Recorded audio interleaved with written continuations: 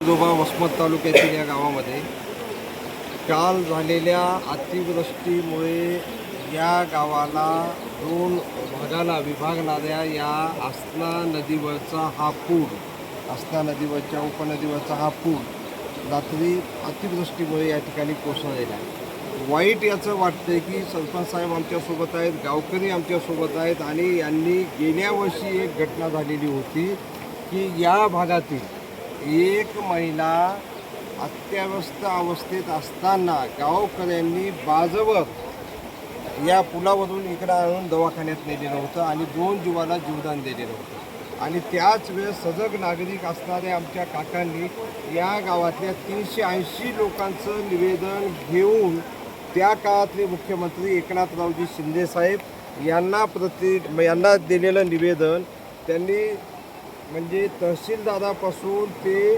मुख्यमंत्र्यापर्यंत मधातल्या सगळ्या विभागांना, खासदार साहेब असतील, आमदार साहेब असतील, या सगळ्यांना देऊन त्याचे रिसूड या ठिकाणी ठेवलेला आहे.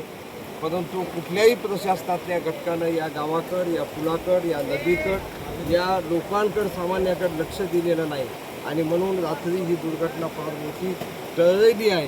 ते जर दिवसा झालं असतं तर इथं मनुष्यहानी झाली असती.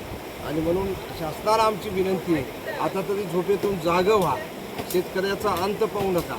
आमच्या शेतामध्ये काही राहिलं नाही, म्हणजे उभ्या सोयाबीनला असणाऱ्या शेंगांमधून मोडं फुटायला, कोंब निघायला सुरुवात झालेली. सगळ्या शेताला पाऊस झालेला, सगळं पीक आमचं बुडालेलं आहे आणि आमचा जीव मुठीत धरून आम्हाला जर अशा नदीवरून अशा याच्यावरून जर जावं लागत असेल तर आम्ही कुणाला मायबाप म्हटलं पाहिजे. म्हणून आमचे मायबाप पुण्यासाठी या महाराष्ट्रातल्या 288 आमदारांना आमची विनंती आहे, मंत्र्यांना आमची विनंती आहे आणि मुख्यमंत्र्यांना आमची विनंती आहे की ओला दुष्काळ जाहीर करा आणि सरसकट सगळ्या शेतकऱ्यांना या ठिकाणी मदत दिली पाहिजे.